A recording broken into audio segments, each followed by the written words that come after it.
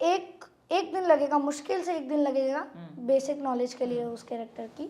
आप अपनी लाइफ में कैसे भी हो, जैसे आप अपनी लाइफ में नॉर्मल मैच्योर हो, अगर आपको कोई भी टाइप का कैरेक्टर करना है उसके लिए पहले आपको स्टडी करनी पड़ेगी उसकी, वही। अच्छा, ये सब नॉलेज आपको किसने दी कि आपको ये कैरेक्टर को ऐसे डेवलप करना है, या फिर आपने दूसरे एक्टर्स को देख के सीखा है कि वो लोग कैसे उस कैरेक्टर में जाते हैं, या फिर पापा ने आपको हेल्प की है? फिलहाल तो मेरी एक्टिंग के बादशाह है मेरे मम्मा और पापा, उन्होंने वाह, मुझे सिखाया है सब। कथा सीजन 2 ऐसे ऐसे करके डालते रहते आने हैं। वाला है कथा सीजन 2? लेकिन हैप्पी सीन में मुझे सबसे ज़्यादा मज़ा आता है। अच्छा, हैप्पी सीन में ज़्यादा मज़ा आता है। तो आज हम मिलेंगे वीएमसीए के और एक सितारे से, अजिंक्य मिश्रा। ये एक हीरा है जिसे वीएमसीए ने ढूंढा है इंदौर से। तो hi Ajinkya, how are you? Good, आप कैसे हैं? बस ठीक हूँ। अच्छा अजिंक्य, आपका ओपनिंग वीएमसीए के साथ हुआ था, तो आपकी एज क्या थी तब, और आपने पहला शो कौन सा किया था? जब मैंने पहला शो किया था वीएमसी के साथ, तब मेरी एज थी 4.5 ईयर्स। 4.5 साल के? अच्छा, मुझे अभी भी पता नहीं है कि आप 4.5 साल के थे तब। और मेरा जो पहला शो था एक्चुअली वो एक पायलट था, पायलट Okay. शूट्स। तो उसमें विद्रोही करके एक सीरियल था, उसमें मेरा महाराज मुकुंद देव का कैरेक्टर था। At the age of 4.5 years and we cracked that audition. Oh God, I don't remember yet. और उसके बाद हम लोगों ने कौन सा शो किया था? उसके बाद हम लोगों ने एक बहुत ही अच्छा माइथो सीरियल किया था जिसका नाम था महाराज की जय हो। इट वाज वो बेस्ड याद ऑन है अ मुझे। टाइम ट्रैवल वाला सा Okay. टाइप। तब आप बॉम्बे रीलोकेट हो चुके थे या फिर उसके बाद रीलोकेट हुए आप बॉम्बे? नहीं, मैं उस समय में ना आना जाना करता रहता था, मतलब जैसे बस से करता था, स्ट्रगल करता रहता था, इधर से उधर, इधर से इधर।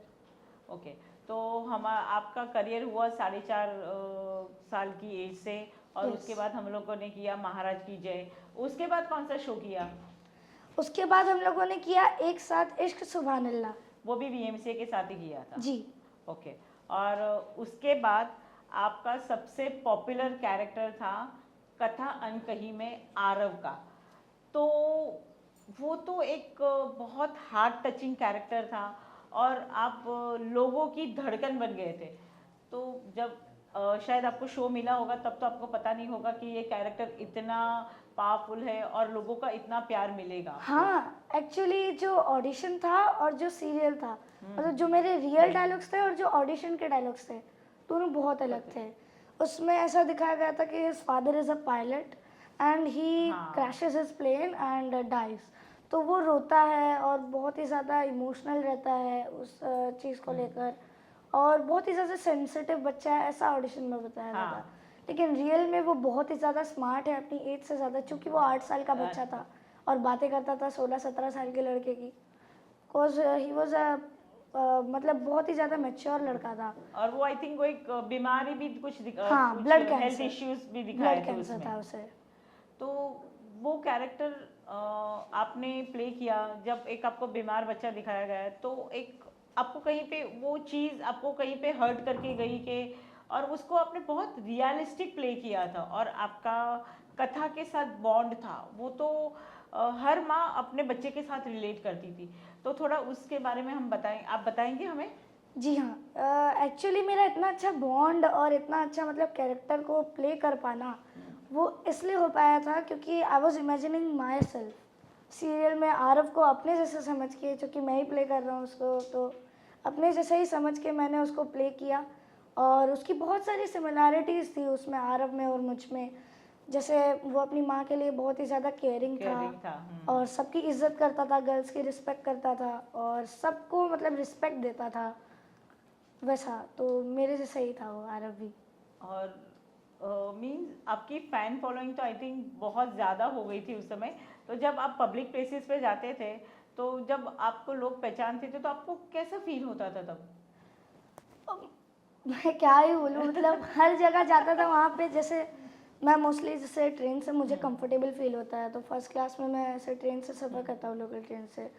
तो हर रोज़ 5 या फिर 6 लोग तो मिल ही जाते हैं फ़ोटो खींचने के लिए वहाँ, मतलब कि अरे ये तो आरव है, अरे हेलो हेलो आप कैसे हो, कैसे हो, मतलब ये सब।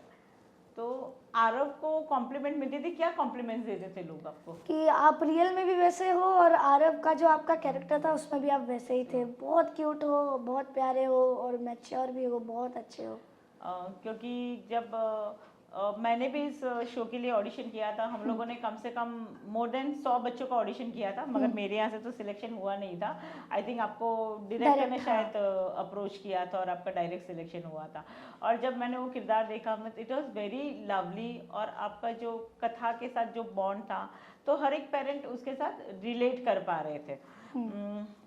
Actually it was based on single mothers ना, तो हाँ। इसकी वजह से मोस्ट ऑफ द मतलब वर्किंग वुमेन्स है हमारी मुंबई में तो स्पेशली बहुत ज़्यादा हैं, तो वो सारी वुमेन्स ना ट्रेन में चलते चलते कथा अनकही देख रही है उसके बाद, और मैं देख रहा हूँ कि अरे यार ये मेरा सीरियल देख रहे थे, बोले मैं बाजू में मैं ही बैठा हूँ। हाँ, बाजू में मैं बैठा हूँ देख रहा हूँ, अरे ये लोग मेरा सीरियल देख रहे हैं, ऐसा टाइप कुछ। तो बहुत ज़्यादा रिलेट कर पाती थी वुमेन्स। और आपका कथा के साथ बॉन्ड कैसा था सेट पे? मदरली फीलिंग था या फिर यू वर जस्ट को actors? Best friends, wow. Best friends थे हम लोग, मतलब। और एक्चुअली वो मुझे बहुत प्यार करते थे और मैं भी उनको बहुत अच्छा लगता था, तो हम लोग है ना एक साथ सीन्स को मतलब मर्ज करते थे, और उसके बाद फिर हमारे जो डायलॉग्स रहते थे हम खुद से बनाते थे। और जैसे कोई मतलब कोई गलती कर दी मैंने सपोज टू भी कोई गलती की है, तो वो उसको रिकवर करती थी, और अगर उनसे कुछ हुआ वैसे तो उनसे नहीं हो सकता क्योंकि बहुत अच्छी एक्टर थी। बहुत, she is one of the finest actors. She is best actor मेरी नज़र में। और उनसे तो मोस्टली कोई गलती होती नहीं थी, लेकिन हम लोग एक दूसरे को बहुत कोऑपरेट करते थे। हाँ, मैं इतने मंझे हुए कलाकार के साथ काम करने से आप लोगों को, हमको सीखने को भी बहुत कुछ मिलता है। मेन यही रहता है ना कि नेवर स्टॉप लर्निंग। आप किसी के साथ भी, जैसे मैंने अभी कुछ समय पहले रणवीर सिंह के साथ भी एक ऐड किया था फ्लेयर पेन्स इंडिया का, तो उसमें भी मैंने उनसे बहुत कुछ सीखा कि अपनी लाइंस जो है उसको, मैंने उनसे सीखा कि अपनी लाइंस जो है उसको पेपर पे लिख लो और अपने पास ही रखो। मतलब जैसे स्क्रिप्ट मोस्टली आप यूज़ नहीं करते ना, और कभी कभार ऐसा रहता है कि आपको खुद से लाइंस बनानी होती है, तो उसके लिए आपको सबसे पहले ना अपनी इमेजिनेशन को खोलना पड़ता है।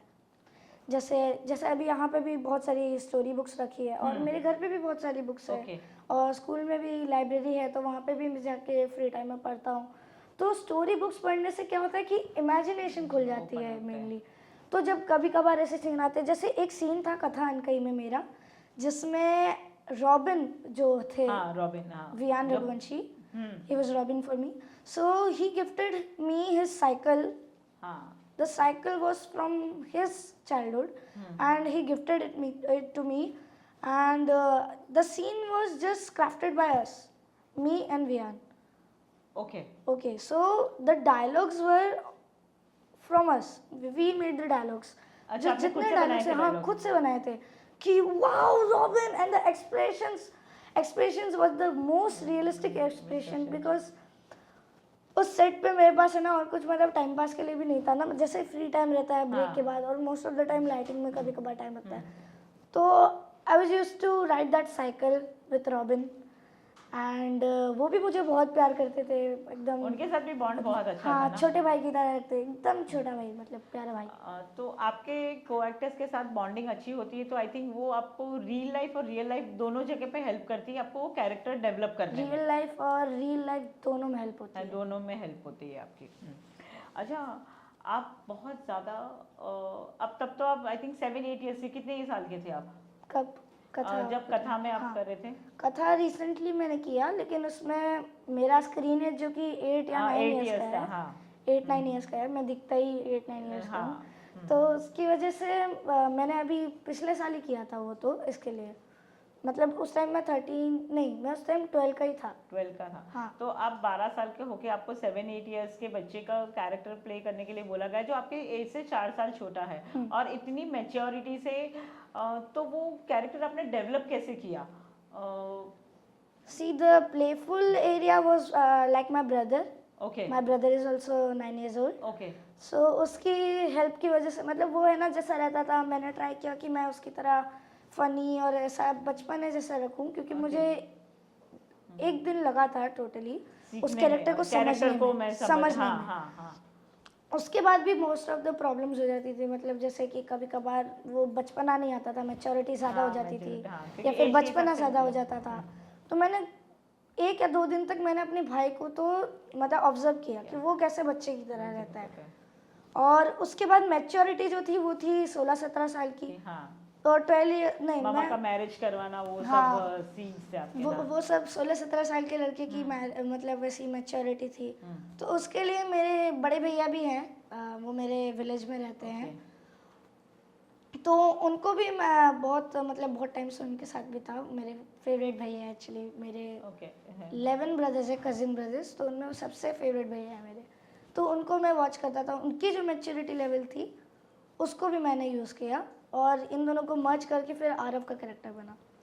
एक मैसेज जो आपको फॉलो करते हैं, आपको देखते हैं, उनको थोड़ा ये टैलेंट बताएंगे कि अगर आपको कोई कैरेक्टर को डेवलप करना है तो उसको कैसे उस कैरेक्टर में जाना है। जैसे अभी आपने बताया कि हाँ। You should watch the characters, तो थोड़ा डिटेलिंग में आप बताएंगे और भी ज़्यादा। हाँ जी, तो जैसे सपोज टू भी आपका किसी विलन का कैरेक्टर, जैसे भीमराव अंबेडकर जो मेरा हाँ। था उसमें विलन का कैरेक्टर था, शार्प माइंडेड ब्राह्मण है हाँ। और मतलब एक्टिंग बहुत अच्छी, मतलब रोल प्ले बहुत अच्छा कर सकता है वो रहेगा, मतलब घिन करेगा लेकिन सामने ही सामने वो सब कुछ भूल के फिर उसके साथ मित्रता भी कर लेगा। हाँ। तो अगर आपको गोपाल का कैरेक्टर करना है जो कि मेरा था भीमराव हाँ। अम्बेडकर में, उस कैरेक्टर के लिए आपको मोस्टली पहले तो जैसे चीज़ है, देखो जो आपका कैरेक्टर है जिस टाइमलाइन का है, जैसे मेरा गोपाल का कैरेक्टर पुराने टाइमलाइन का था जब हाँ। भीमराव अम्बेडकर थे, हाँ, उस टाइमलाइन अम्बेडकर का। के, हाँ। तो उस टाइमलाइन की बुक्स या फिर कुछ प्लेस पढ़ने होंगे, जैसे आप यूट्यूब पे भी बहुत सारे देखोगे तो आपको मिल जाएंगे वहाँ पे भी। और उसके तो उस बाद किरदार के बारे में पहले आपको रिसर्च करना है। एक एक दिन लगेगा, मुश्किल से 1 दिन लगेगा बेसिक नॉलेज के लिए उस कैरेक्टर की। और उसके बाद फिर जैसे ये तो विलन का हो गया, अब उसके बाद हैप्पी चाइल्ड का जैसे आप अपनी लाइफ में कैसे भी हो, जैसे आप अपनी लाइफ में नॉर्मल मैच्योर हो, अगर आपको कोई भी टाइप का कैरेक्टर करना है उसके लिए पहले आपको स्टडी करनी पड़ेगी उसकी, वही तो यही मेन फंडा है, उसके कैरेक्टर की स्टडी करो, अपने आप आपको उसके बारे में पता चल जाएगा। अब जैसे दिल तो हैप्पी है जी भी मेरा एक सीरियल था, हाँ। उसमें स्टार प्लस पे था ना। हाँ, उसमें आई वॉज हनी, जो कि बहुत ही हैप्पी खुशहाल चाइल्ड था, बहुत ज़्यादा खुश था। और आई थिंक मुझे बताना चाहिए या नहीं, उस कैरेक्टर की एक मतलब गर्लफ्रेंड भी थी। हाँ, रुचि थी ना, छोटी बच्ची थी वो, रुचि हाँ। महाजन थी ना, हाँ। तो उसके साथ भी मेरी अच्छी बॉन्डिंग थी। तो अब वो कैरेक्टर को जो आपको प्ले करना है उसके लिए भी आपको देखो, जैसे वो तो था 7-8 साल का बच्चा और मैं उस टाइम था भी 7-8 साल का। हाँ, अब रियल एज आपकी 7। तो उस टाइप के हिसाब से आपको स्टोरी बुक्स पढ़नी होगी, इमेजिनेशन वाली बुक्स पढ़नी होगी। मैं रिकमेंड करूँगा एक द डॉक्टर्स हैंड करके बुक है, वो मेरी फेवरेट कॉमिक बुक है, मेरे मम्मी ने दिलाई थी, तो वो भी है। और अभी रिसेंटली मैं एक बुक पढ़ रहा हूँ द मालगुडी डेज। अच्छा, हाँ, वो एक इसका एक टीवी शो भी बना हुआ है मालगुडी डेज का। बहुत हाँ। पुराना है, मेरे फादर का भी फेवरेट शो था। हमारा भी फेवरेट था, हमने बचपन में ये सारे शोज देख के ही हम लोग बड़े हुए हैं। और मेरी मम्मी ने मुझे चैलेंज दिया है कि अगर तुम सच में ऐसे बुक्स पढ़ते हो तो तुमको ये पूरी बुक पढ़ने के बाद मुझे उसका ब्रीफ देना होगा। अब अगर आप उसको चैलेंज की तरह लेते हो तो आप सीरियसली उसको पढ़ोगे, है ना? तो ऐसा ये सब स्टोरी बुक्स पढ़ने से आपका इमेजिनेशन खुलता है मेनली। बहुत सारा। मैं भी बहुत सारी बुक्स पढ़ती हूँ। एक्चुअली मैं बुक्स पढ़ नहीं पाती हूँ, मगर मैं ऑडियो बुक सुनती हूँ क्योंकि मुझे इतना टाइम मिलता नहीं है। हाँ। तो मैं सारा जितना भी नॉलेज लेती हूँ मैं ऑडियो बुक से लेती हूँ या फिर पॉडकास्ट देखती हूँ। मैं बहुत सारे पॉडकास्ट देखती हूँ, स्पिरिचुअलिटी के देखती हूँ, तो मुझे बहुत अच्छे लगते हैं पॉडकास्ट देखना। हाँ, ये बात सही है क्योंकि आप ऑडियो बुक्स सुनोगे ना, सुनने से आप ज़्यादातर माइंड में रिकॉल कर पाते हो ना कि पढ़ने से। हाँ। अच्छा, ये सब नॉलेज आपको किसने दी कि आपको ये कैरेक्टर को ऐसे डेवलप करना है, या फिर अपने दूसरे एक्टर्स को देख के सीखा है कि वो लोग कैसे उस कैरेक्टर में जाते हैं, या फिर पापा ने आपको हेल्प की है? फिलहाल तो मेरी एक्टिंग के बादशाह है मेरे मम्मा और पापा, उन्होंने मुझे सिखाया है सब। क्योंकि अगर वो नहीं सिखाते ना तो फिर I was nothing in acting, nothing, I was nothing. बस उन्होंने मेरे एक्टर को पहचाना, हाँ वही अंदर जगाया, एक्टर को जगाया। हाँ, और पापा के अंदर एक्टर था कि पापा फिल्मी थे। उनको फिल्में देखना बहुत पसंद है, जैसे मुझे भी उनकी तरह ही फिल्में देखना बहुत पसंद है। और ऐसी टाइप की फिल्में देखता रहता हूँ मोस्टली। देखो अगर आपको कोई अच्छा कैरेक्टर चाहिए, देखो चिल्लर पार्टी करके एक मूवी है, उसमें आपको सारे मतलब टाइप के होशियार माइंडेड, उसके बाद फिर ऐसा Different थका characters हुआ थे वो, लड़का, हाँ। और उसके बाद फिर शैतान लड़का, वो सब उसमें है ना बहुत सारे डिफरेंट कैरेक्टर। कैरेक्टर्स तो आप ऐसी टाइप की मूवीज देख सकते हो। और अगर आपको और इमेजिनेशन खोलनी है तो हॉलीवुड मूवीज देख सकते हैं। शैतान बच्चे का रोल प्ले करना है तो आपको फिर होम अलोन देखनी पड़ेगी। हाँ, वेरी नाइस मूवी। वो हम लोगों ने भी, उसको मैंने भी तो बहुत बहुत अच्छा साल लगता पहले है। देखी हुई है होम अलोन। मैं भी बहुत देखता हूँ होम अलोन। और ऐसे ही टाइप की मतलब होम कैरेक्टर डेवलप करने के होम लिए अलोन देखते तो हो, मगर होम अलोन रह के देखते हो या फिर सबके साथ देखते हो? सबके साथ। अच्छा। होम अलोन में एक्चुअली ज़्यादा रहा ही नहीं हूँ, मेरे पेरेंट्स अच्छा, मुझे छोड़ के अकेले जाते नहीं ही छोड़ा मम्मा पापा ने कभी भी? हाँ, और मैं भी बोल देता हूँ कि मेरे को आपके साथ ही चलना है, मैं अकेला नहीं रहूँगा। आपको इंदौर अच्छा लगता है या फिर बॉम्बे अच्छा लगता है? ये बहुत बड़ा क्वेश्चन है ना? नहीं ये है ना, मैं आपको सच बोलूँ, मुझे इंदौर सबसे ज़्यादा अच्छा लगता है because it's my birth place. और मुझे छप्पन दुकान, राजवाड़ा, वहाँ पे जाके सराफा। खाना, हाँ सराफा बाजार, वहाँ खाना पे मिस करते हो इंदौर का? बहुत। और अभी रिसेंटली मेरे को जाना भी है इंदौर मेरे मामा की शादी में, तो मैं बहुत एक्साइटेड हूँ। और हम लोग को दिसंबर में ही जाना है तो एक्साइटमेंट से भरा मैंने हुआ हूँ। बहुत सारे एक्टर से बात की ना, तो सब यही बोलते हैं कि हमें हमारा होम टाउन बहुत मिस होता है करके। सारे सारे एक्टर्स हैं। आप मुंबई में देखोगे तो आपको सबसे ज़्यादा मतलब यहाँ पे गर्मी मिलती है, मतलब कोई भी बैलेंस नहीं है, बैलेंस नहीं है। हर जगह बैलेंस नहीं, भीड़म भाड़ सब कुछ एकदम फास्ट भागम फास्ट। भाग। हाँ, कब दिन शुरू होता है लेकिन कब खत्म हो जाता है वही, और लेकिन इंदौर में आप देखोगे ना, किसी भी मतलब वहाँ पे भी अच्छी खासी पॉपुलेशन है वहाँ पे भी, लेकिन फिर भी इतना सब कुछ होने के बाद भी लोग एक दूसरे को मतलब सब लोग है ना कोऑपरेट करते हैं। वहाँ पे आपने देखा ही होगा 3 बार वो मोस्ट क्लीनली शहर बन चुका है, तो हैट्रिक पूरी करी है एक्चुअली हैट्रिक उसने। पूरी करी है, हाँ। और मतलब लोगों को मतलब जैसे आप बॉम्बे में देखोगे तो वहाँ पे लोग, यहाँ पे लोग है ना रिस्पॉन्सिबल नहीं है किसी चीज़ को लेकर। ऐसा नहीं है बेटा, रिस्पॉन्सिबल नहीं है। रिस्पॉन्सिबल नहीं, क्लीनलीनेस को लेकर नहीं है, क्लीनलीनेस वो मैंने देखा है, बहुत नोटिस किया क्लीनलीनेस है। में बिल्कुल नहीं है। क्लीनलीनेस वो बिल्कुल लोग अपना नहीं है। घर समझ के नहीं करते ना। इंदौर में और बाकी सारी सिटीज में मैंने देखा है, सूरत भी एक बहुत क्लीन सिटी है, तो बहुत सब लोग clean ये है, समझते हैं कि सब हमारा घर है तो जैसे घर को गंदा नहीं करते तो हमें हमारी सिटी को भी गंदा नहीं करना हाँ, है। और क्योंकि और अभी मेरे इंदौर का मेनली मुझे यही पसंद है कि वहाँ पे मेरे बहुत सारे पुराने फ्रेंड्स हैं, फ्रेंड्स है, हाँ। और सबसे बड़ी बात है मैं वहाँ खुल के रह सकता हूँ, वहाँ कोई मुझे जज नहीं करता मेरे नेबरहुड में। जैसे मेरे पापा के भी बहुत सारे फ्रेंड्स हैं, जैसे पहले E8 सोदावा नगर है मेरा पुराना घर, वहाँ पे हम रहते थे। तो वहाँ पे मेरे पापा के 2 फ्रेंड्स थे, एक परमार अंकल और एक आलोक भैया, मतलब आलोक अंकल है मेरे हिसाब से तो, लेकिन मैं उनको भैया बोलता भैया हूँ। और मैं इतना शरारती था बचपन में कि मैं है ना, परमार अंकल वॉकिंग पे जाना है यार, निकलो घर से बाहर। ओपन अप होके हाँ, मतलब एकदम ओपन अप। और वो मुझे इतना प्यार करते थे ना, मतलब अब मुझे लगता है कि मुझे बॉम्बे में रहना ही नहीं है यहाँ पे ना यहाँ पे ना इतने आपके पापा सुन रहे हैं तो बोले कि चलो अभी नेक्स्ट दिन में भागते हैं इंदौर वापस। हाँ। खुश हो जाओगे। बहुत खुशी होगी एक्चुअली।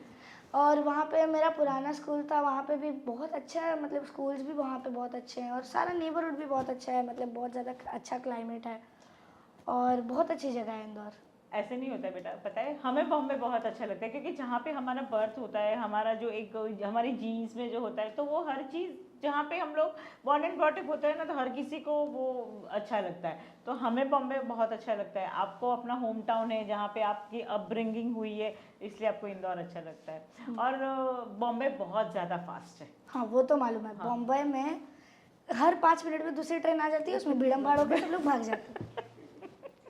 का दिन शुरू होता है तो दिन खत्म हो जाता है, कुछ नहीं पता चलता। कुछ नहीं पता चलता है। और जैसे एक बोलते हैं ना, एक गधे की तरह भागते रहो भागते हाँ, रहो भागते रहो विदाउट घड़ी की सुई, घड़ी पे सुई पे घड़ी की सुई 5 बजे, अरे जाना है, 6 बज गए, अरे जाना है। जाना है। और वो भी ट्रेन में भागो, आधी तो हमारी लाइफ ट्रैवलिंग में ही चली जाती है, वही। ड्रेन हो जाते हैं हम लोग। और सबका ये घर पे आओ तो फैमिली के लिए टाइम ही नहीं बचता, इतना ज़्यादा हाँ, मतलब थक जाते हैं। सबका यही हाल है बेटा। जब आप टीवी देखते हो तो आपको आपके टीवी शो में सबसे ज्यादा आपको कौन सा वाला सीन सबसे ज्यादा मेमोरेबल है कथा में? कथा First में scene- बोलो, महाराज की जय हो हाँ, में बोलो, जो भी कथा बहुत अभी सारे रिसेंटली shows किए मैंने जाते कथा हैं। किया है तो उसी की बात करेंगे। हाँ, नहीं वो आरव आरव अंदर जागरूक है ना अभी भी? हाँ अभी भी है। जागरूक है। तो सबसे पहला सीन और सबसे last scene is the most memorable scene, जो कि मैं अभी तक उसको याद करके रोता रहता हूँ। कौन सा वाला? मतलब सब लास्ट सीन जो था जिसमें था कि कथा के पास एक और बीबी आने वाला है हाँ। और अब मुझे एक और भाई मिलने वाला है, भाई या फिर बहन जो भी हो, और उसके बाद फिर सबका पैकअप हो जाता है। मतलब वो इतना ज़्यादा हेक्टिक सीन था ना, मतलब और लास्ट दिन पे ना हमने कम से कम 15 सीन शूट किए थे एक साथ 15 लगातार। सीन? 15 सीन वो लास्ट डे ना इतना हेक्टिक डे था क्योंकि दिवाली चल रही थी और वहाँ पे फेस्टिवल का भी ख़त्म करना था और एंडिंग भी ख़त्म करनी थी। एक तरफ ही एक तरफ वो डबल शिफ्ट चल रही थी, तो इसकी वजह से डबल जगह पे शूट भी चल रहे थे। जैसे फिल्म सिटी में ही हमारा शूट होता था, तो इधर उधर सब जगह शूट ही चल रहे रहते थे। जब कथा एंड हुआ ना, हाँ। मुझे भी बहुत रोना आया था, बिकॉज वो एक टीवी शो था जो हम लोग बहुत ज़्यादा पसंद करते थे और अभी भी हम लोग मिस कर रहे हैं और सोच रहे कि अगर कथा पार्ट 2 आ जाए तो मीन्स आई थिंक आपको भी फैंस तो इतना चाहते हैं कथा को कि डालते रहते फेसबुक पे, इंस्टाग्राम पे, कथा सीजन 2 ऐसे ऐसे करके डालते रहते। आने वाला है कथा सीजन 2? अब क्या करें, अब आप बड़े हीरो बन जाओगे तब हम कथा वापस प्रोड्यूस करेंगे। वापस मैं प्रोड्यूस करूंगी। आप प्रोड्यूस करना। मेरी तो विनती है, आप प्लीज प्रोड्यूस करना। यस, मैं प्रोड्यूस करूंगी और मैं चाहूंगी कि आपको एज ए एक्टर में, लीड एक्टर में लॉन्च करूं। अभी तो चाइल्ड एक्टर की तरह लॉन्च किया है, तब लीड एक्टर की तरह मैं आपको लॉन्च करूंगी। आपके लिए सबसे ज्यादा सीन कौन सा आपको पसंद होता है? इमोशनल, हैप्पी, कौन सा आप ज्यादा पसंद करते हो? इमोशनल हो, इजी? अच्छा, इजी सबसे ज्यादा। इजी नहीं, आपसे ज्यादा आपको कौन सा ज्यादा सबसे ज्यादा टची लगता है? यानी टची हैप्पी सीन। अच्छा। ऑब्वियसली हर इंसान को हैप्पी सीन ही सबसे ज्यादा है। नहीं, मगर इमोशनल लोगों को सीन्स में होता लोग है ज्यादा कनेक्ट होते हैं ना। हाँ, वो मतलब एकदम खुद से रिलेट करने लग जाते हैं। खुद से अरे यार, relate इसके करने साथ लगते हैं। ऐसा हुआ, हमारे साथ भी ऐसा होता है। हाँ। लेकिन हैप्पी सीन में मुझे सबसे ज्यादा मजा आता है। अच्छा, हैप्पी सीन्स में ज्यादा मजा आता है। और इमोशनल सीन्स तो मतलब बाहर कथा आने बस के पूरा लिए। इमोशनल, स्टार्ट टू एंड पूरा वो इमोशनल। नहीं, पूरा इमोशनल नहीं। हाँ, मगर वो कॉमिक्स था, मगर वो कॉमिक में भी माँ बेटे की बॉन्डिंग में भी माँ रो ही रही है, मैं भी रोती ही थी। वो कॉमिक सीन में भी रो रही थी क्योंकि मोस्टली इमोशनल था ज्यादा। मतलब मोस्टली इमोशनल ही था। इमोशनल था। तो वहाँ पे इमोशनल सीन्स में क्या है, अभी तो बाकी एक्टर्स कैसे ग्लिसरीन रहते हैं, मैं हाँ। ऐसे खुद से रो देता हूँ। हाँ। और ये मेरा टैलेंट है, आप मुझे वैसे अच्छा भी बहुत लगता है। मैच्योर्ड एक्टर और एक आप मंजे हुए, छोटी सी एज में एक मंजे हुए कलाकार हो। हाँ। बहुत और ज्यादा। कुछ ही दिन पहले मैंने एनएसडी की एक वर्कशॉप की थी। हाँ, मुझे आपको पता चला, ही पापा होगा। से मेरी बात हुई थी हाँ। तो उन्होंने बोला था। तो उसमें एनके पंत सर जो कि हमारे डायरेक्टर थे उसके, तो उनके साथ भी बहुत मज़ा आया था। वो बहुत सारी एक्टिंग टिप्स देते थे और अभी भी मैं उनसे जुड़ा हुआ हूँ। एक्चुअली वो मुकेश छाबरा में प्ले के हेड भी है ना। ओके। तो मुकेश छाबरा में मैं उनके साथ एक प्ले भी करने वाला था, बट अनफॉर्चुनेटली मेरी एग्जाम्स चल रही थी। अच्छा, तो वो प्ले हो गया अभी के? हाँ, अभी वो प्ले हो गया। बच्चों के साथ ही कर रहे हैं? नहीं, पूरा बच्चों के साथ नहीं था। अच्छा। एक्चुअली इट वाज मतलब सारे लोग थे, मतलब उसमें बड़े भी थे, बूढ़े भी थे और बच्चे भी थे। अच्छा, सब। अच्छा, एक आप बहुत अच्छे कलाकार हो, तो कुछ एक्टिंग टिप्स देना चाहोगे आप हाँ जी, आपके फैंस को? बताएंगे? बहुत मज़ा आएगा। हाँ, बताएंगे। देखिए, जो लोग सबसे पहले एक्टिंग स्टार्ट करना चाहते हैं ना, they should be more mature for the studies, because if you can't balance your studies ना, you can't be able to remember your dialogues. आप लोग को जो डायलॉग्स याद करने रहते हैं ना, वो इतना मुश्किल भी नहीं होता है। You have to just study it 5 to 6 times, अपने आप वो आपके दिमाग में छप जाएगा। एंड जो मैंने पहले भी बताया था कैरेक्टर के बारे में कि आपको कैरेक्टर में कैसे घुसना है, तो उसको भी आप ध्यान में रख सकते हैं। स्टोरी बुक्स पढ़िए, इमेजिनरी बुक्स पढ़िए, हैरी पॉटर जैसी टाइप की मतलब फैसिनेटिंग बुक्स पढ़िए। उससे आपकी इमेजिनेशन कहाँ से कहाँ तक चली जाएगी आपको पता भी नहीं चलेगा। कल को आप क्या थे और बुक्स रीड करने के बाद आप क्या हो गए। तो और उसके बाद फिर आप को मैं बताऊंगा कि आप है ना हर एक तरीके से अपना, जैसे एक लाइन है, जैसे मुझे खेलना बहुत पसंद है, ये मैं अभी लाइन बोल रहा हूँ। मुझे खेलना बहुत पसंद है, सैडली मुझे खेलना बहुत पसंद है, डिफरेंट मूड्स। हाँ, डिफरेंट मूड्स में उसको ट्राई कीजिए। हाँ। मुझे ना खेलना बहुत पसंद है, ऐसे ऐसे टाइप के अलग अलग मूड्स में उसको ट्राई कीजिए। तो और मिरर में देख के आप है ना Variations प्रैक्टिस मिलेंगे कीजिए, आपको। वेरिएशंस मिलेंगे ना तो इजी रहेगा आपके लिए हर एक डायलॉग को पकड़ना। और मोस्टली सीन के एक्सप्रेशंस को पकड़ना, सीन के भाव को पकड़ना। ऐसे आप अपनी एक्टिंग को सुधार सकते हैं अगर आपकी अच्छी है पहले से ही, Hats तो off to- और अच्छी कर लीजिए। 13-14 साल में आप इतने मैच्योर है, इतनी अच्छी एक्टिंग टिप्स दे रहे हो, तो बड़े होके आप क्या बनना चाहोगे? और आप अपने आप को 10 साल के बाद कहाँ देखना चाहते हो? 10 साल के बाद एज अ फिल्म एक्टर? मैं एज अ फिल्म एक्टर ही, मैं फिल्म एक्टर एज अ मतलब टीवी सीरियल्स तो अच्छे लगते ही हैं, लेकिन फिल्म्स में क्या है और अलग अलग वेरिएशंस मिल जाती है ना।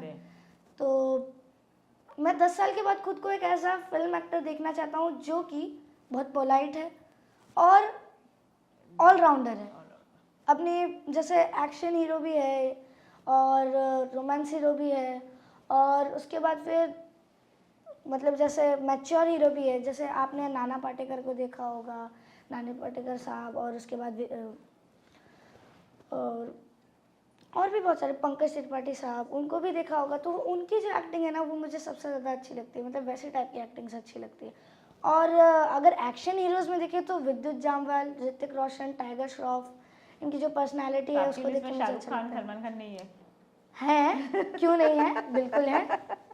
शाहरुख खान किंग, उनको उनको उनको अलग से, मतलब उनको एक अलग दर्जा दिया गया है, किंग का दर्जा। तो आप अपने आप को किसी के साथ रिलेट कर रहे हो? मैं ऑलराउंडर बनना चाहता हूँ। ओके, तो किसी के साथ आप अपनी एक आइडेंटिटी बनाना चाहते हैं, आप किसी के साथ मैं खुद की आइडेंटिटी बना चाहता हूँ, किसी के साथ रिलेट नहीं करना चाहते हाँ। आप उसे।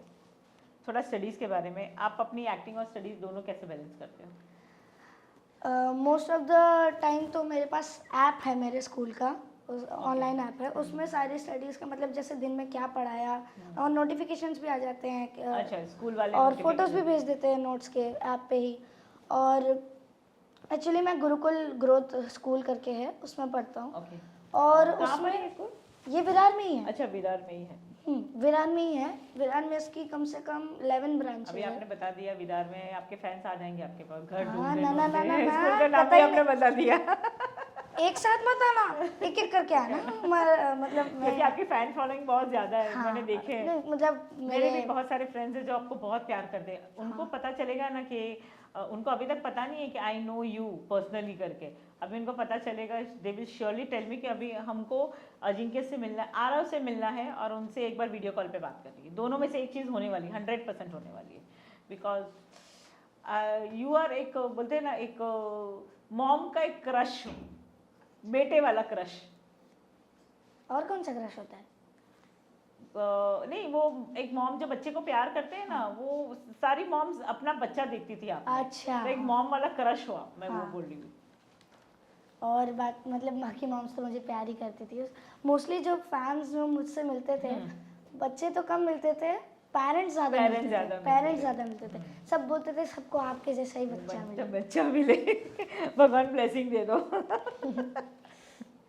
तो ऐसे ही तो स्कूल में जो स्टडीज़ है मैं मैनेज इसलिए कर पाता हूँ क्योंकि मेरे पास सारे नोट्स अवेलेबल रहते हैं। अब बहुत सारे लोग हैं जिनके पास नोट्स अवेलेबल नहीं रहते हैं, क्योंकि बहुत सारे स्कूल्स हैं जिन्होंने अभी अपना ऐप डेवलप नहीं किया है, जो कि अभी नॉर्मल स्टडीज़ पे ही चल रहे हैं, ऑफलाइन स्कूल्स पे ही चल रहे हैं नॉर्मल। मेरा भी ऑफलाइन ही है, बस उसमें ऐप है सपोर्ट के लिए, और उस ऐप में मेरे को डेली एमसीक्यूज भी मिलते हैं। मतलब आपको 5 to 10 मार्क्स के एमसीक्यूज डेली मिलेंगे, और उसके बाद एक एग्ज़ाम शीट जैसे ही एमसीक्यूज भी होते हैं उसमें ऑनलाइन में 35, 65 मार्क्स के, अलग अलग मार्क्स के ऐसे रहते हैं। तो आपको डेली करने रहते हैं, डेली परफॉर्म करने रहते हैं। तो आपके मम्मी पापा बोलते नहीं है कि आपकी स्टडीज और हमारी स्टडीज में कितना सारा डिफरेंस है, आपकी स्टडीज बोलते हैं हमें ना। कुछ समझ में नहीं आता अरे है, वो जैसे मैं अपने बच्चों को बोलती हूँ। मोस्ट ऑफ द पेरेंट्स यही कहते हैं कि हमारे टाइम में हम इतना चल कर जाते थे स्कूल में, और एक्चुअली रियल में भी वो स्ट्रगल बहुत ज़्यादा रहता था। और मेरे पापा भी खुद 3 किलोमीटर साइकिल चला के जाते थे अपने स्कूल, और चूँकि बिहार में तो उस टाइम पे अच्छी सड़कें भी नहीं होती थी, तो मेरे पापा को बहुत ज़्यादा स्ट्रगल करना पड़ता था। अब वो मुझसे यही चाहते हैं कि मैं एक अच्छी लाइफ जीऊँ ताकि मुझे इतना स्ट्रगल ना करना पड़े, मेरे आगे वाली पीढ़ी को इतना स्ट्रगल ना करना पड़े। हर कोई पेरेंट यही चाहता है कि हमने जो किया उससे बेटर हमारा बच्चा करे, यही चाहते हैं। हर कोई चाहता है, और उसी लिए वो लोग पूरी लाइफ डेडिकेट कर देते हैं अपने बच्चों के लिए। पूरी लाइफ अपना मतलब पूरी जान लगा देते हैं, पूरी जान लगा देते हैं कि आप मतलब अच्छे से आपको पाले ताकि आप अच्छे काम करो और आगे जाके बहुत अच्छा नाम करो आप। ओके, अभी इधर और क्वेश्चंस, हम छोटा सा एक गेम खेलेंगे। स्पोर्ट कार और bikes? Sports cars. Video games और board games? Video games. Serials और मूवीज? मूवीज। सुपर हीरो और villains? Super heroes obviously. No villains? Villains कभी कभार मतलब उनकी इमोशनल बैकग्राउंड रहती है, इसकी वजह से बहुत डिफिकल्ट है। हाँ, बहुत डिफिकल्ट रहता है। विलन बनना भी बहुत डिफिकल्ट है और हीरो बनना भी बहुत डिफिकल्ट है। दो देखो, आप अगर विलन बनना चाहते हो, हीरो बनना चाहते हो, आपके ऊपर ही है, क्योंकि आप हीरो के साथ भी इमोशनल हुआ रहता है, उसके पास भी उसका या तो पेरेंट डाई हो जाए, जैसे स्पाइडरमैन का भी अभी पापा मतलब जो उनके अंकल थे, अंकल बेन, वो डाई हो गए थे, मतलब मर गए थे। और तो उसने क्या सोचा कि मैं हीरो बनूंगा, लेकिन अगर आपकी मेंटालिटी नेगेटिव है तो आप विलन बनोगे, आप अपने आप विलन बन जाओगे। हाँ। और रियल लाइफ में भी आप देख सकते हो, मेंटालिटी अच्छी है तो आप हीरो बनोगे, अच्छा काम करोगे, लेकिन अगर आपकी मेंटालिटी अच्छी नहीं है तो आप बुरे इंसान बनोगे, जो कि व्यवहार ही अच्छा नहीं करेगा किसी के साथ। Depends upon the thought process. Thought process पे ही होता है। ओके, एक्सबॉक्स और प्ले स्टेशन? मेरे पास अभी कुछ नहीं है, ओके, क्योंकि मुझे अच्छा नहीं लगता। चॉइस क्या? अच्छा ठीक है, तो वो तो चॉइस में देख सके तो प्ले स्टेशन थोड़ा अच्छा है। ओके, स्नीकर्स और शूज? शूज। रोड ट्रिप्स और फ्लाइट्स? रोड ट्रिप्स, बहुत मजा आता है। बहुत मजा आता है ना। हाई फैशन और कैजुअल वेयर? हाई फैशन, इतना हाई फैशन नहीं, कैजुअल वेयर मिक्स ही कर देते हैं सब। Mix, okay. एंड कॉन्सर्ट्स और फेस्टिवल्स?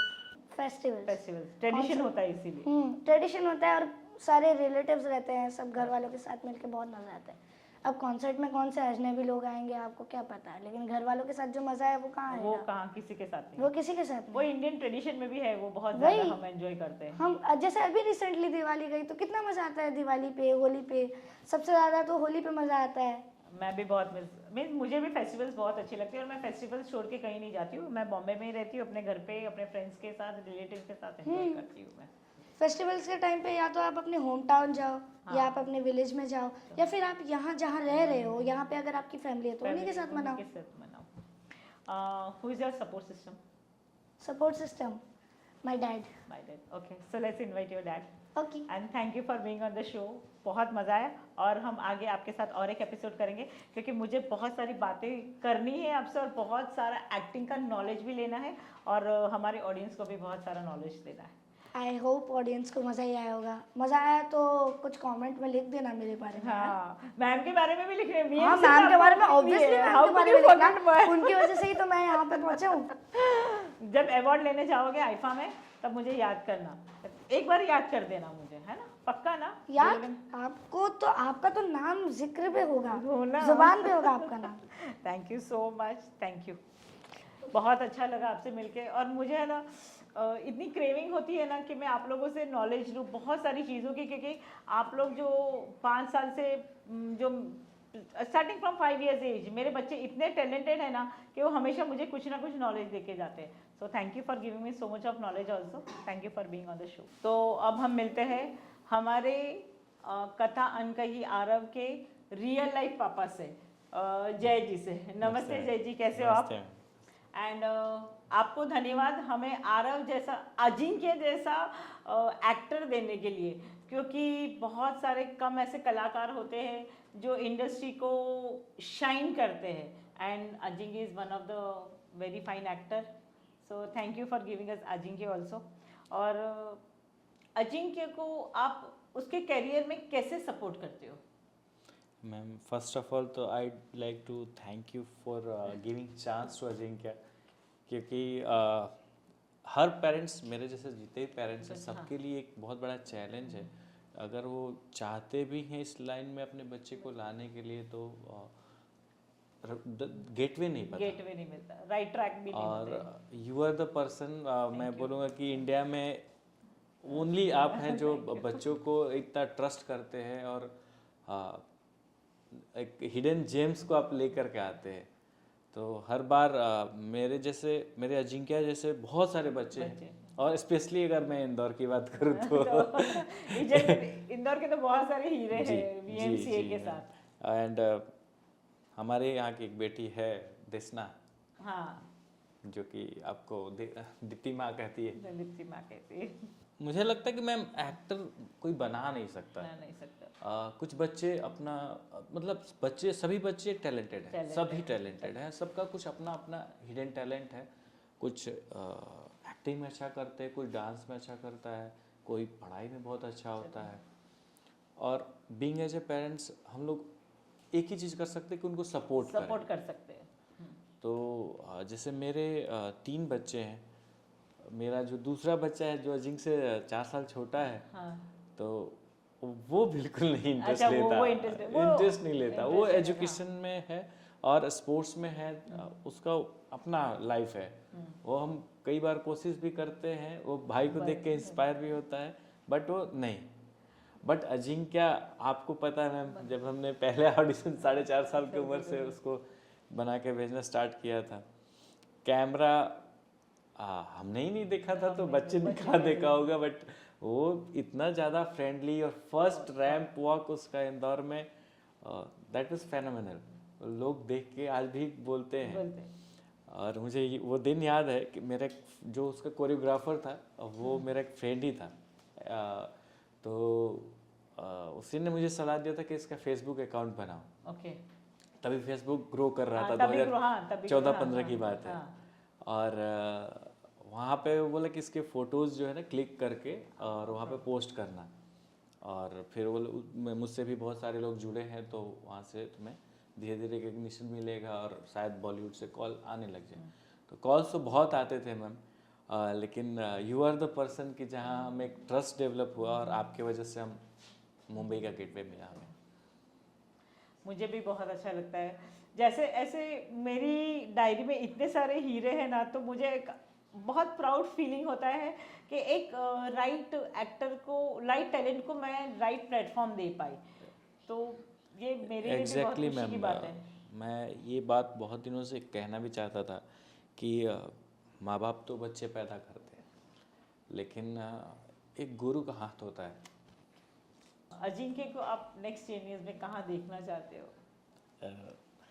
देखना तो हर पेरेंट्स चाहता है कि मेरा बच्चा, अभी तब तो आई थिंक 24-25 का हो जाएगा, 23-24 he is now 13 year old, और 10 साल बाद हिल बी यंग। मेरा तो, मैंने उसको अपना गोल बता रखा है कि फिटनेस इज की टू सक्सेस। फिटनेस ज़रूरी है, और हम लोग उसी को फॉलो करते हैं। टचवुड, वो मतलब earlier in my stage when I was in 10th, मैं ताइक्वांडो मतलब कराटे भी करता था, जिम्स करता था, तभी डाइट वाइट हमें पता नहीं होता था। बट हाँ, सत्तू हम लोग यूज करते थे, that was the main source of protein. तो मैं बहुत ही लीन और 8 पैक्स हुआ करते थे।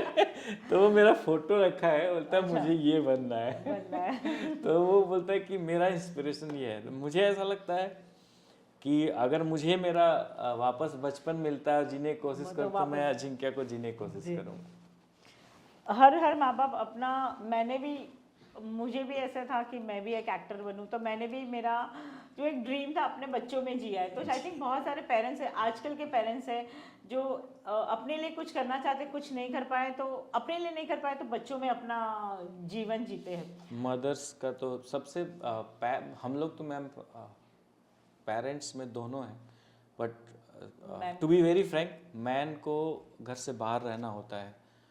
मुझे, मेरा चूँकि ट्रैवलिंग जॉब है, मैं बहुत कम समय दे पाता हूँ फैमिली को, और मेरी फैमिली की सुपर हीरो है मेरी वाइफ। हम लोग मिले, होती है मम्मा से बात होती कभी कभी। और अजिंक्य जो भी है मैम, एक तो मतलब उसके 2 लेडी लग गए, एक आप हैं और एक दूसरे मेरी वाइफ, उसकी मम्मा जो है। और वो इसीलिए कोरिलेट कर पाता है कथा के साथ कि ज़्यादा से ज़्यादा समय वो अपनी माँ के साथ ही बिताता है। और ऐसी बॉन्डिंग है इन लोगों की कि बहुत सारी बातें मुझे पता नहीं होती, कुछ बात हो रही है तो सीधे धीरे से जाके मम्मी कान में बोलेगा वो डील डन हो गई, मुझे पता ही नहीं चलता। बाद में मुझे पता चलेगा कि बाप का बेटे के साथ होता है और माँ का बेटे के हाँ। साथ होता है, वो एक भगवान ने एक रिलेशन बनाया है। बेटी ऐसा तो नहीं। मैम सी इज ग्रोइंग, वो आपकी नेक्स्ट हिडन Next, जेम है। वो मुझे पता है, मैं उसको मुझे auditions में मेरे देखती हूँ। एक्चुअली अभी मुझे जाना था आउट ऑफ मुंबई, तो मुझे इमोशनल ब्लैकमेल करना चालू किया कि अच्छा बताओ कि आपको छोड़ के मैं कहीं जाती हूँ तो आप मुझे मिस करते हो ना? तो मैंने कहा हाँ। तो आप कैसे मुझे जा रहे हो मुझे छोड़ मुझे के? छोड़ के। मुझे अपने साथ ले चलो। मैंने कहा यार मैं बिजनेस ट्रिप पे जा रहा हूँ। तो बोले कि तो क्या हुआ, मैं होटल में रह लूंगी। अरे मैंने कहा बाप रे बाप इतनी छोटी बच्ची जी, she is just 4 year old. तो आजकल के बच्चे बहुत ज़्यादा मैच्योर्ड है। एक्चुअली क्या होता है, मैंने देखा है कि हमारे बच्चे ना हमें फॉलो करते हैं, तो कुछ करो मत, सिर्फ हमारे घर में एक बोलते हैं ना, अच्छा एटमोसफियर रखो, अच्छी बातें करो, तो बच्चे वही देखते हैं और वही सीखते हैं। एग्जैक्टली। तो ठीक है। और अजिंक्य के लिए कुछ message? Only thing I can say to him कि live your life the way you are. Don't be artificial. No, don't be artificial. मैंने अजिंक्य, आर यू लिसनिंग? मैं वो टचवुड है भी वो ma'am, to be very frank, वो बहुत ही प्रैक्टिकल है, नो डिमांड्स, वो सब कुछ समझता है। और मैं हमेशा एक बात कहता हूँ अपने घर में भी कि पता नहीं ये एक लोन सोल है जो ट्रैवल करता हुआ मेरे घर आ गया है। होता है, वो अपनी डेस्टिनी तय कर चुका है। बट मेरे गूज़बम्स आ रहे, वो इतना अच्छा हो रहा। जो अभी मैं बात कर रहे थे, इतनी मैच्योर बातें इतनी छोटी एज में, बहुत अच्छे संस्कार है, बहुत अच्छी चीज़ें सीखी है आपके घर के माहौल से, उसने बहुत सारा सीखा है। So he is a blessed soul, actually is a blessed soul. Yes ma'am. बहुत इनोसेंट भी है, बहुत इनोसेंट भी है। मैं तो यही मानता हूँ कि भगवान ने मुझे मौका दिया है उसके लिए कुछ करने के लिए। करेंगे करेंगे, हम लोग साथ में मिलके करेंगे। जी ma'am. So thank you so much ma'am. Show. Thank you. Show तो है ही मैम, स्पेशली मैं इस शो के माध्यम से कहना चाहूँगा जितने भी पेरेंट्स हैं, the only gateway to Bollywood और TV industry, come to Mumbai and believe me and believe us, VMCA is only way to gateway of your success. Thank you so much. So thank you Ajinkya, thank you Jayji, thank you so much for being on the show, and that's the wrap up for today, and catch you in the next episode. और अगर आपको हमारा episode अच्छा लगा हो तो please like, share and subscribe, और comment section में प्लीज़ ज़रूर से कमेंट कीजिए, तो हमें भी उस अप्रिसिएशन से या फिर कुछ भी नेगेटिव पॉजिटिव होगा तो हमें चेंजेस करने में हेल्प करेगा। एंड आप किसको देखना चाहते हैं नेक्स्ट एपिसोड में, please do comment. Thank you so much.